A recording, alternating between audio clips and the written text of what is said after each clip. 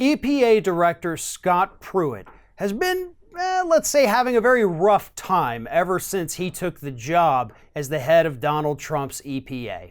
But Donald Trump continues to stand by him. He told us just a week and a half ago that Scott Pruitt was doing an amazing job, reminiscent of George W. Bush saying Michael Brown with FEMA was doing a heck of a job after Hurricane Katrina, because that's pretty much what Scott Pruitt's doing. He's turned the entire EPA into a massive disaster. And the only reason we know about a lot of this is because former staffers have come forward and told us this. Well, now Scott Pruitt is seeking his revenge. And in true Donald Trump fashion, he is trying to ruin the lives of all of these former staffers who have come forward to expose his massive corruption. According to recent reports, Scott Pruitt is actively trying to destroy the future careers of the former staffers who outed some of his more corrupt behavior.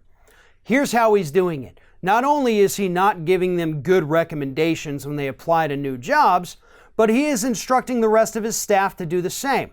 He is also actively, personally speaking to right-wing think tanks, trade groups, and other people, lobbying groups in Washington, D.C., bad-mouthing these former staffers, calling them liars, saying they're not trustworthy, and more importantly, telling these organizations not to hire them.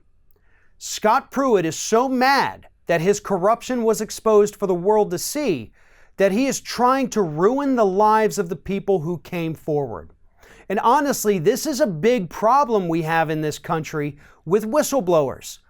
Anybody willing to come forward and say that a government official or a corrupt CEO was breaking the law, doing this, doing that, they normally do face some kind of retaliation, which typically includes trying to ruin that person's life and career. And that is exactly what Scott Pruitt is doing here. And we shouldn't have expected anything less from him.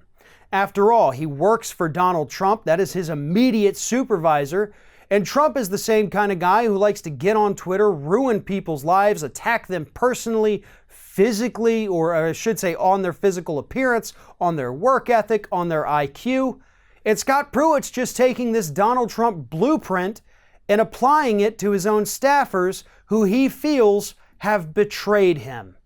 The only betrayal that's gone on here is Scott Pruitt betraying the ideals and goals and values of the Environmental Protection Agency.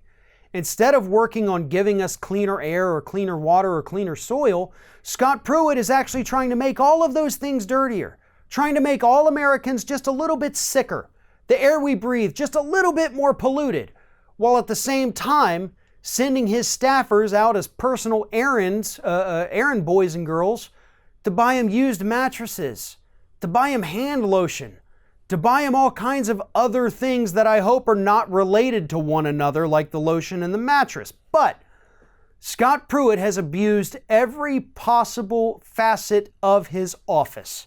He should be removed, but he won't because the Koch brothers love what he's doing.